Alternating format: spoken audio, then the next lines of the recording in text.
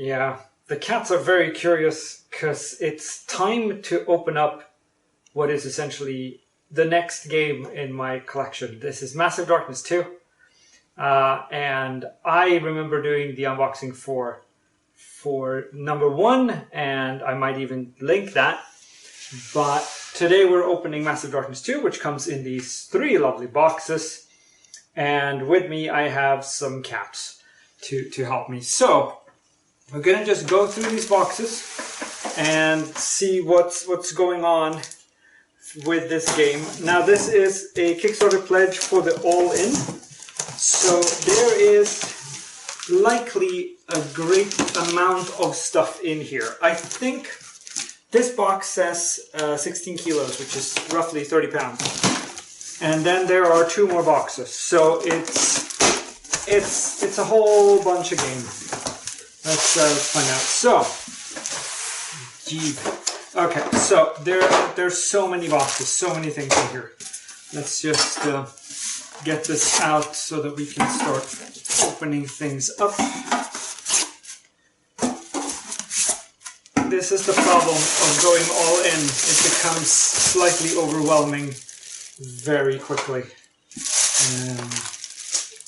But together we'll get there in the end, I am certain. So I know that a lot of people felt that they had waited too long to get this stuff, and I completely get that, but also the plague, right? There's been a plague, and it has thrown so many wrenches into so many wheels that it's almost at this point comical to think about. So I'm loading it. That's my workout for today. So we're going to just empty this box out and then see about the content in some detail. Okay, tipper. Okay, so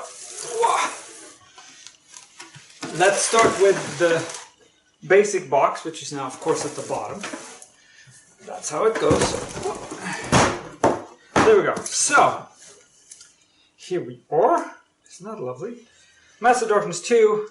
Now this is the Dawnbringer pack. This isn't the actual main game. Sheesh, it's somewhere else. Okay. Then there's Hellscape, which... There we go. Here is our game. This is the main box. I mean, it looks pretty. And I have played a lot of the old... Oh, I'm not going to say old. The original Massive Darkness. I have a completely painted set of it. And I have played through both the standard campaign and the caverns, the Crystal Cavern stuff. Oh yeah, this comes off. I remember that from other games as well. Okay, so let's have a gander in this stuff. So the main box features, of course, a rulebook. I have a feeling it's going to be fairly similar to the original one. There's very few sort of big changes. I'm hoping that there are some things that I didn't quite like in the original one, but we'll get there. Then a crate list. This is something that I've come to enjoy, knowing what pieces live where. Storage is always a sort of pet peeve here when you have a lot of games. Here are all the tiles and such things. Having these in plastic, I remember, for Zombicide was a great big boon. I like that. Oh, and here's some models. Okie dokie. Well, there's more than one of them, so that's good. We're not going to run out of things to paint. Last year I painted 500 something models, and if I keep that pace, I will just barely finish this game this year, I think, with all the components. I might be wrong. There's only 68 models in this one, but they are fairly big. So here are... Well, that looks uncomfortable. And of course this scaling mechanic where it's 12 health per hero, so that the game scales depending on the number of people who are helping out to kill the bad guys. Let's see. Oh, this is very stuck together. I don't mind, but... Oh, there we go. Open sesame, sort of. Let's see. What's the rest of it?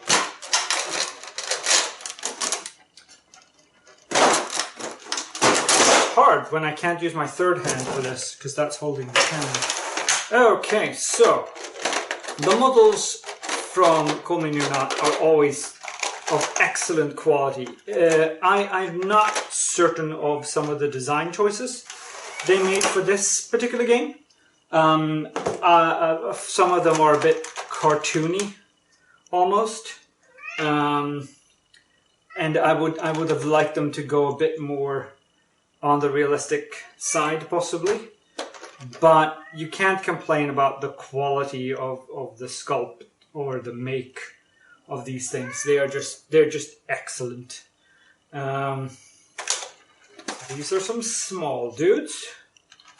You always need those. Well, I'm not sure exactly if small is the correct word, but medium. And we get to okay. So then we get to this thing. That's slightly terrifying. I mean, yeah, sure. These are just amazingly scary. I'm certain that no player will ever regret running into them. Look at these things. They're quite something, aren't they? It's a sort of hyper style, which I appreciate, where you can have things looking beyond just magic and weird. All this stuff is, you know, the heaven and hell things, so having a slightly exaggerated style might work to their benefit, I suppose. I don't mind. I'll make use of it in all manners of projects, I'm certain, even beyond just playing this game. Now, let's see. What else do we have? Well, I mean, if we have big angels, we have to have smaller ones as well, I suppose. So here we have some... Looks a bit sad with this broken wing, though. And this looks very succubi. Tiny little gargoyle-y things, I guess. Look at those. So. Yeah. I mean, you know where you're heading. You're heading into somewhere where things don't like you and want to eat you. I think they're conveying that message quite well here. And here we are. Last layer of hell, as it were. Oh, look at this bad boy. That is not a bad image at all. It's a lovely angel. And here is a slightly less lovely angel. Look at that. Yeah. Why not? And we have our heroes, including a centaur, which is pretty darn cool, I must admit. I don't think I've had a centaur hero in anything other than Mythic Battles Pantheon. So it's nice to see some representation, I guess. Then we have our barbarian, I'm guessing, and spellcaster of sorts. And I do not know what you're supposed to be, but you look the part. And then we have what has to be some sort of rogue, and our plate-clad friend who gets to stand out in front and just take all the damage, unless the cat gets to him first. I am not going to pretend to be able to put this stuff together. That's going to take some practice, I guess. And I'm also looking forward to the storage solution, which I'm certain that Feltar or some of the other companies will be providing in the near future, because this is going to be a mess. Okay, cool. Here are some bags for your dice and your things. Here are some hero cards. Some hero cards with some stats on them. That's really useful to have. Now, I haven't delved into how the leveling system is going to work. I hope it's slightly more streamlined than the last one. Here's, of course, our lovely gear. Set bonuses was a thing in the old one, which I really appreciated. And you could stack bonuses from different armors on top of each other. Here are our skills. Okay, maybe we've done away with the dashboards. And here are some blade knuckles, because where else would you keep your blades but on your knuckles? And finally we have our lovely dashboards. If you remember, albeit a slightly different form from the last game.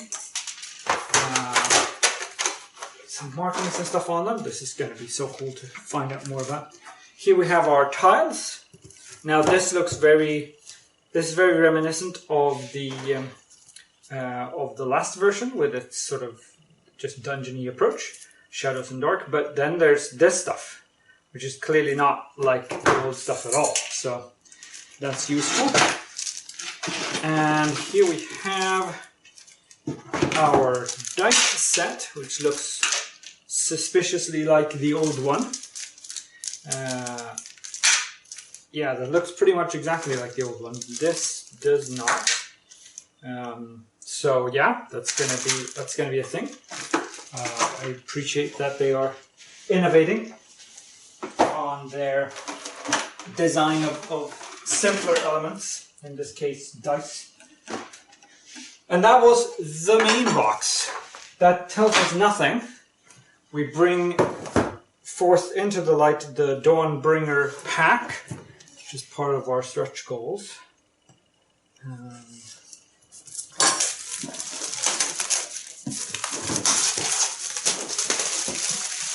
There's just so much stuff in here. It's amazing, the amount of things. Like my friend says, it's a lot of dead trees and dead dinosaurs here. So, here's some more miniatures, because we need more of them. A whole heap of them. 41 more, so that brings a total up to over 100. Just from these two boxes. Content, another crate list. Very useful to have. I appreciate that. I make my own for my storage cases now. Here are some more token tiles and game tiles for exploration. Makes sense, I suppose. And here we get into some more miniatures. Some of these look quite fantastic in design. And I don't mean just that they look cool, but that they have a design to them that speaks of the fantastic. And I mean, we are certainly in hell at this point, or in heaven, I suppose, because we get stuff like, oh, here was some more cards, of course, for, here's a griffin, sure, why not, and this person, and Nagas, okay, cool, why not, and here we have a slightly oversized scorpion. That isn't terrifying at all. And this hand just immediately came off. That's no good. I don't think that was stuck on properly. Okay, well, that just needs some glue. That's what happens. Here is a paladin thing on a Pegasus. You need some of those, at least as your friends when you're in hell. And this thing, which I actually have an original illustration of from an old book from the British Library. It's now common license. Here we have some demons, including this guy with lovely triple heads. You can have all kinds of arguments with himself. And this is the Riverman on the River Styx, Coron, I assume. I'm not sure if they're using that name, but that's what it is. And then this guy with his slightly broken stick, unfortunately. It looks pretty damn rad. Yeah, no, he looks cool. Yeah, he can just go back into hiding for now. Yeah, it's even padded. I'm guessing they figured it would be falling apart, which it did. So good for them for figuring that out themselves. This is the thing about many of these storage solutions. You can get them opened, but you can't get them closed. At least not easily or conveniently.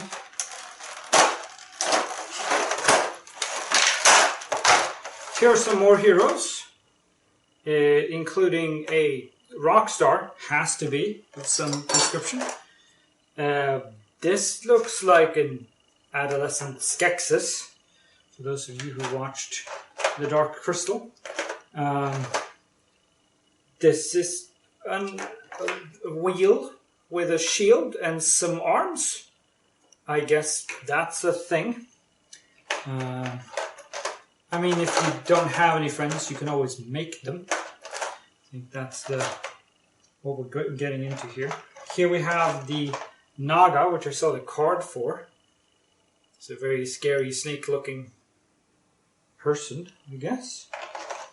And this would be a tank of some description, I would guess, with some smoke coming out his butt. Here's a slightly smaller one, in case you don't feel that you need the responsibility of a big tank. Okay, and then there's another layer, more tape. Yeah, I'll just put those there for now. And there are some more scary Nagas, or Naga-esque things. Look at that. Here's a barbarian, I am fairly certain. And another rogue-ish thing with 2 crossbows this time. Useful. Some more spellcasters. It's going to take forever to paint. I mean, I don't not look forward to it. It's just that it's going to take me a while.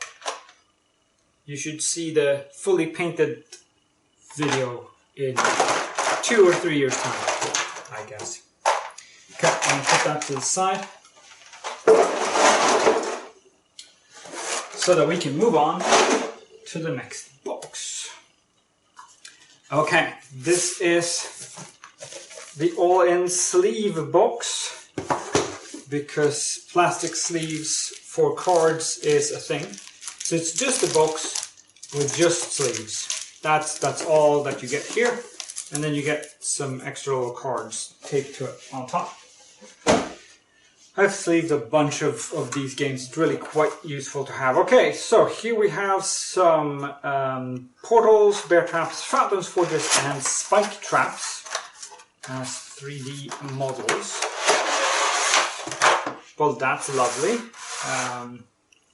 So, I mean, this is an anvil, quite obviously.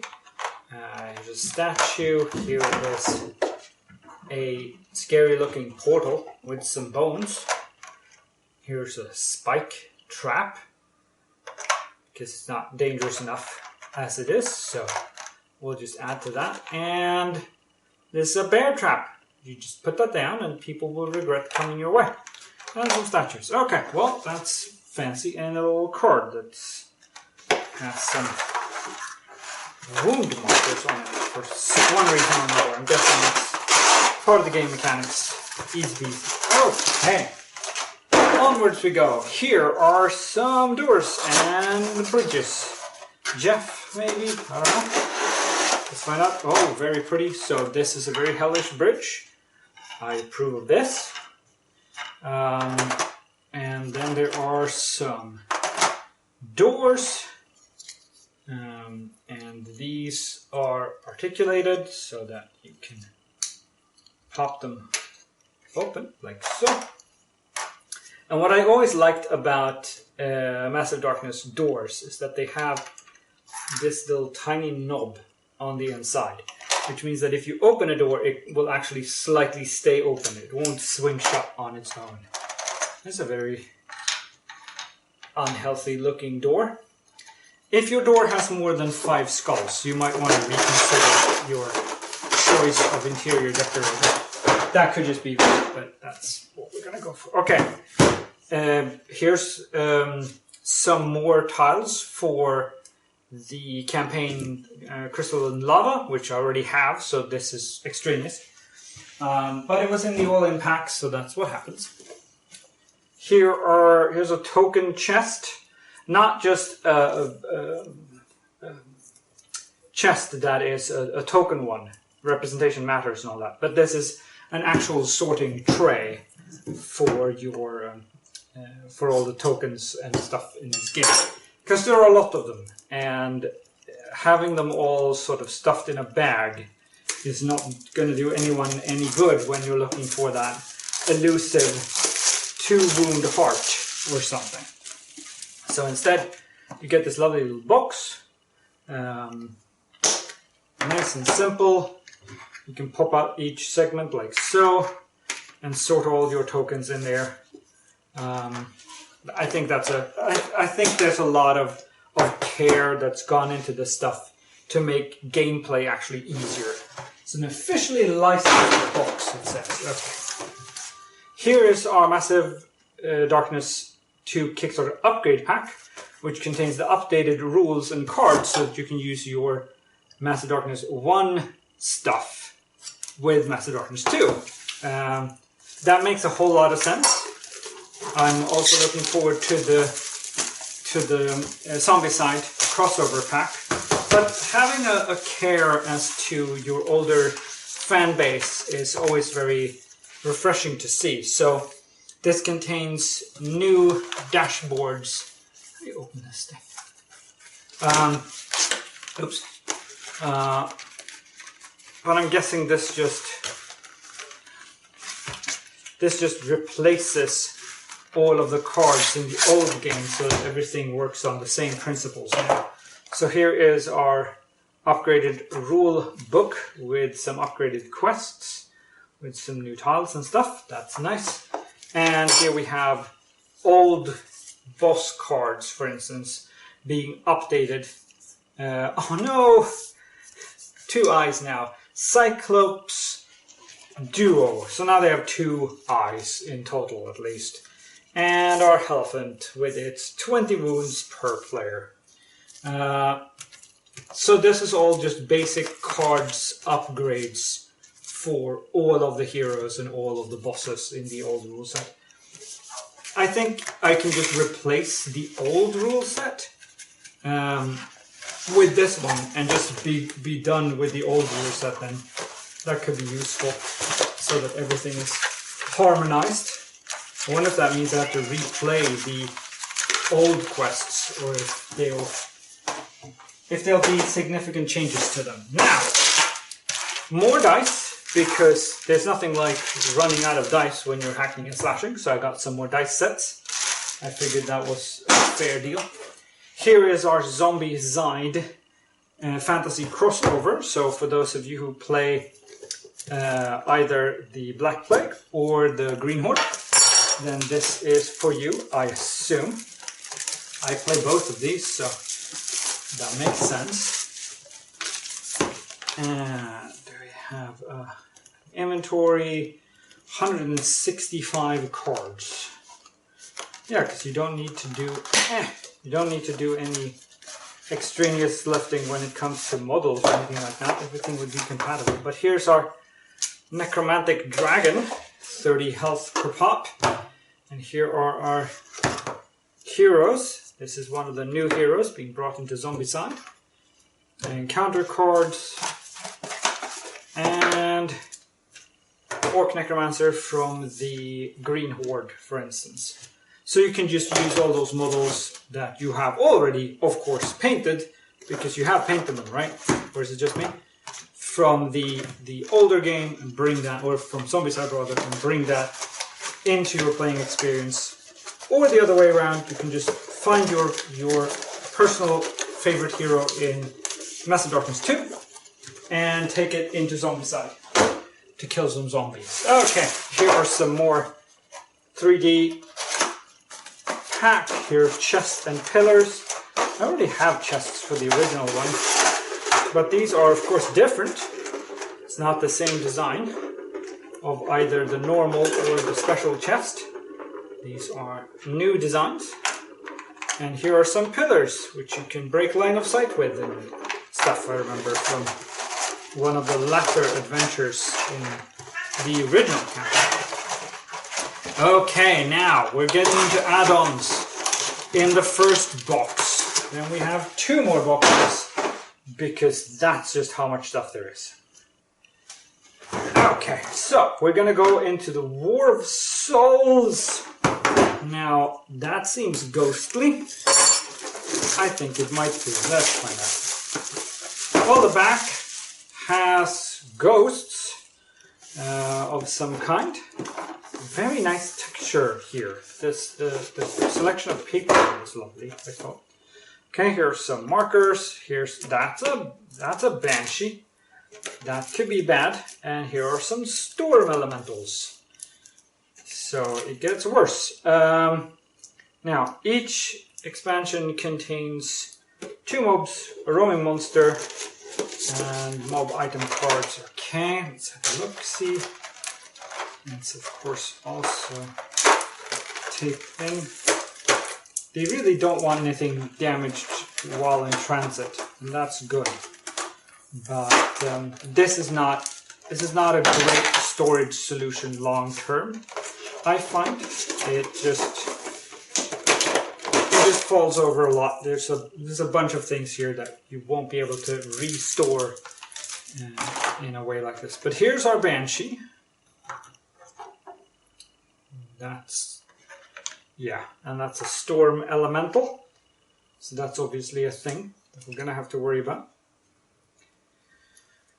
And these things, which looks like tiny banshees of one description or another. Okay. Cool. Well, you know, if storms are your thing, we got you covered. Put that aside. Move to the next box, which in this case is the Druids versus Beelzebub. Okay. I mean, it was the original game had a bunch of these boxes with Holy People versus Elephant or Caravans versus Elephant. I can't remember. I always thought they should have more alliterations, but that was just me. Druid animal forms: raccoon, eagle, and bear, Zuri, Burko, and Beelzebub. Okay. Let's find out. So, here we have our little setup thing. Here's some rules about shape changing, I assume. Here are stat cards for our animal forms. Those of you who haven't reached level 20 in D&D yet. Here's our Beelzebub.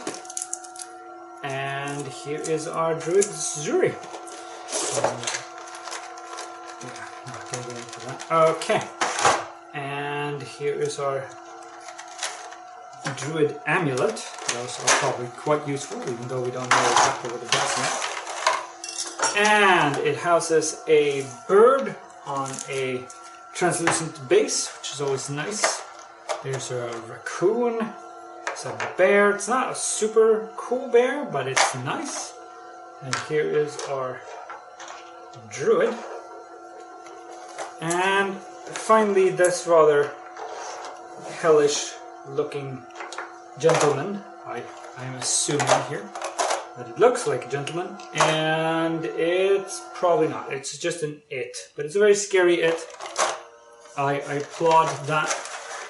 Monsters are supposed to look intimidating. When you put them on the field, people are supposed to go, oh, I have made the wrong choice. If they look, ah, that's so cute, then you've made a mistake somewhere in your design. Fey Folk is next.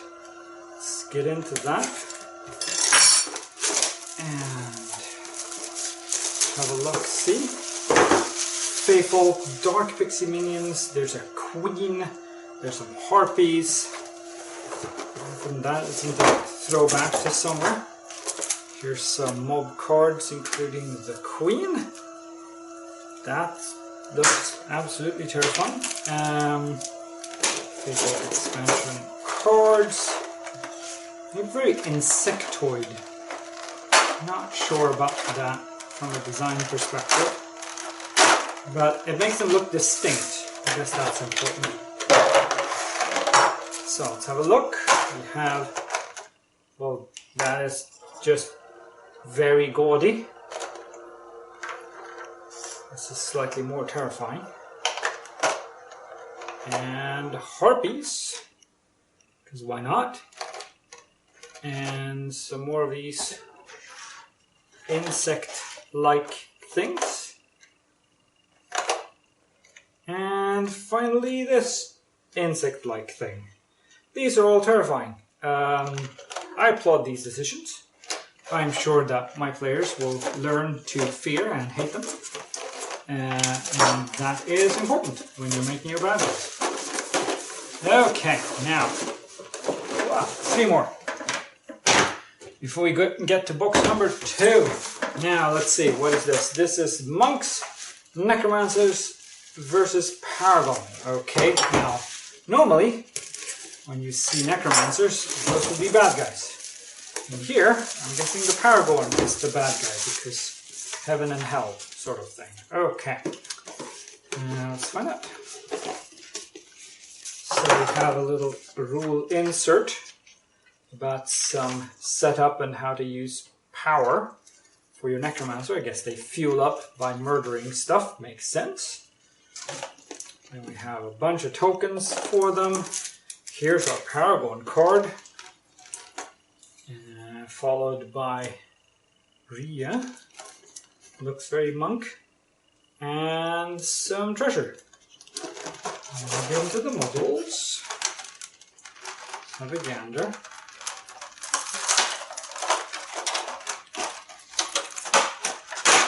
Yeah, so in these games you can always tell heroes from baddies by the color of the model plastic.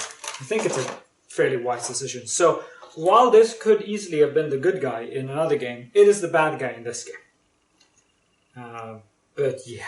Okay, and then we have this lovely witch. And looks lovely. And this has to be some sort of monk, I'm assuming. And some more friendlies. So, I mean, that's lovely. It's a lovely collection of people fighting some sort of celestial overlord, I take it. Look forward to reading the actual cards and lore and stuff to try to figure out who does what when and who does what how well. Then we get to Bards and Tinkers versus Metal Angel. Again, you would think that it's possible for the Angel to be the good guy, but in this game, not so much. I was thinking about going to Avernus, but now I might want to redirect the campaign to go up instead of down. So here's our insert with some rules for how this works. Smoke Bomb, Cobble Wings, and Carrier Drone for Tricksters. Okay. So they have their own little dashboard thing going on. This is not going to fit in the main box, is it? These are all upgrades of one description or another. You can upgrade your stuff as a tinker. You can make bombs. And of course, here's some more treasure cards. And then we have a tinker called Kaylee. Well, isn't her name Katie? Or is that too soon? I think it's too soon. Well, you know, can't take this guy from me. Now, let's find out what's in the next one. Here is yeah, so, remember how I said that representation matters? Here is our first wheelchair-bound character. That's kind of cool. Here is our Metal Angel. And here is our tinker. Some description. This is definitely a bard. And bard with the fiddle. I mean, that's a thing, right? You can have those. That's a lute. Okay. I mean, that's fair. You need some music on your journeys, especially if you're a tinker. Gets very lonely in the workshop, just banging away otherwise. And finally, in this box, we have the Gates of Hell. Nothing was bad enough already. So we're gonna see what we can do with this. It contains, of course, a Cerberus, because that's just how these things go. And some shadow demons. And there's also some sort of doggo token for the number of heads, I would assume. And let's see what else is at the Gates of Hell here. Here we have, of course, our Cerberus itself. Very lovely doggo. And some kind of scary fallen angel, maybe. Shadow demon. This looks very robust. Sort of dwarf in heavy armor. And one of his tinier mates. There are 6 of them in total. So at least I'm not going to run out of dwarfs anytime soon. Lovely. Okay, that means that we have opened the first of 3 boxes. We're going to pop open the next box and see what's in there. Just putting some of this stuff to the side. There we go. Okay, cool. Okie dokie. On to box 2 or maybe box 3, I'm not sure. This is the Massive Darkness Quest Organizer. Okay, so I have a feeling that this is a card holder thing for game components. I must say that at the end of the Kickstarter, Kumi and Not do these really quite well. They unlock a bunch of stretch goals, and at the end I was sort of tuned out a bit. There was just too many stretch goals to keep track of, so I didn't pay much attention to what this was. I just knew that it was in the Allin pledge, and this is indeed a massive card holder. For all the cards in the world. Look at this thing. I mean, it's pretty. This is going to take up so much room, though. It's like it's a shelf all on its own, just filled with cards. I can't say it's a bad idea, but it's certainly going to eat up a bunch of space. And then we have our second box, which is almost as big as the first. Well, not quite. This is only like another 5 or 6 kilos, so we're up to about 30 pounds. Hi, Cat. Let's find out what's in here then. I'm happy this got delivered. Having to cart this through the snow would have been annoying. Okay, let's find out.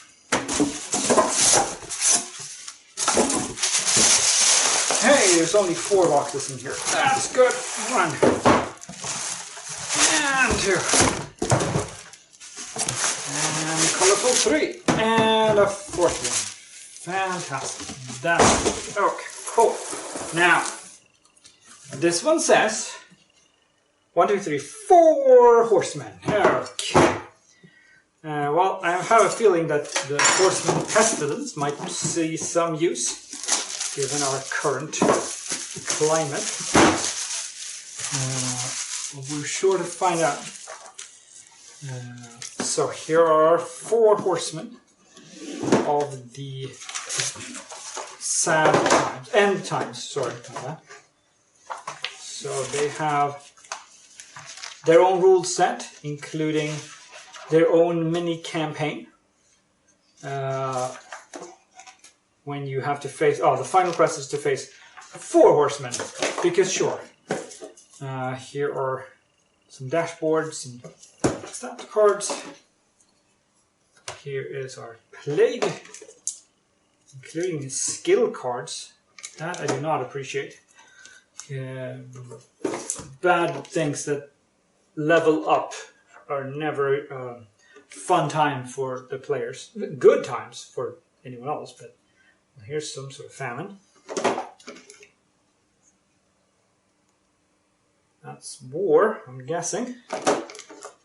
And death? Yeah. So these are lovely. Let's hope we don't have to run into them when we're not prepared. But they look lovely. Let's go with that. Then we get to Rainbow Crossing. This is very, very cartoony. Very colorful stuff. Let's find out what's in here. And then we're in the home stretch, as it were.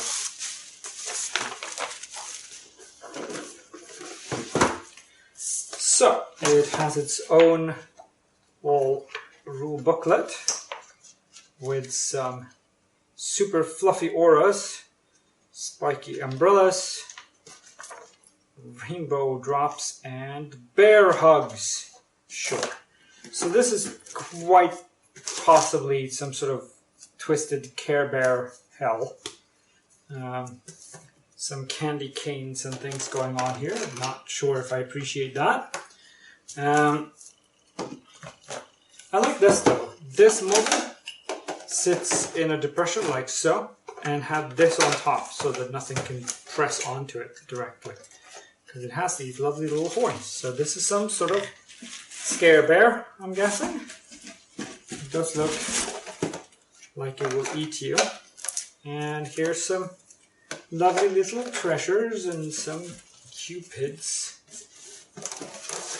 And here they are themselves. Whoops, well, you wanted to come say hello. This is some sort of tiny little unicorn. And this is a cherub. I'm guessing it's less nice than he gives appearance of. We'll just have to find out when we start playing. But I won't do that until everything is painted. So again, 2024, 25 maybe. Okay.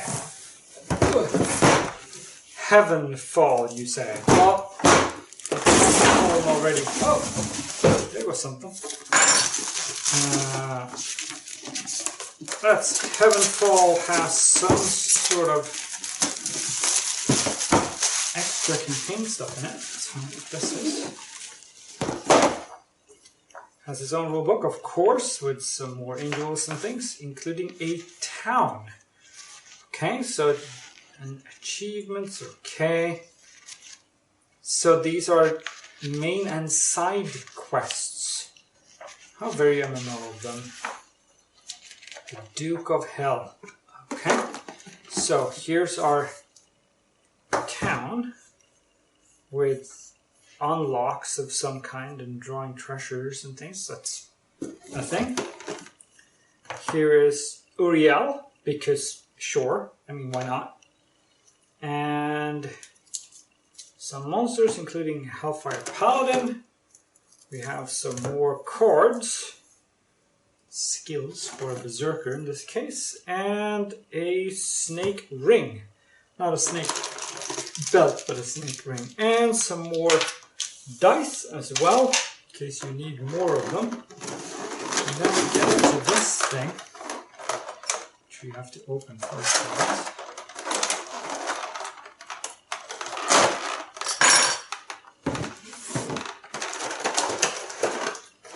Here we are. Well, I mean, this is an angel. I am not going to try to dispute this fact. It is a fairly big one. Here is his tinier bro of some kind, I guess. And here is what looks to be a really bad idea. With an angel in the middle. Not quite sure about how I feel about that. And this massive bad idea. sure if we can capture that on that camera actually. Look at this thing. It's huge. It's going to take a week just to paint. Well, I don't know how that fits in there. There we go. So that's a thing. But it's not the last bit. The last bit is a demon dragon. Now, there are some dragons already in this, well, not in this game, but in Zombicide, in the Green Horde, there were 2 of them. One normal one and one undead one. And I have a feeling that this is going to outpace them both for size, given the size of the box. Let's find out, shall we? Oh, come on. There we go. Here is our little rule pamphlet, including some sort of draconic track, okay? Wonder if it's like Dragon Quest where time runs out. Oh, that's a cultist. Hi. And that looks vaguely oriental. I like that. That's nice. Can appreciate that. Here's our dragon track. And some additional tokens. And here's some cultists. And Dragon Claw. Not quite sure what that is just yet. We're about to find out. Now I just have to open this. The storage for this is going to be a nightmare.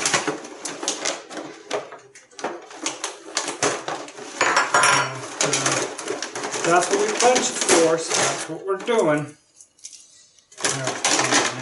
Now, here's some cultists, including a cultist leader. He looks very leader-ish. He has a book and everything.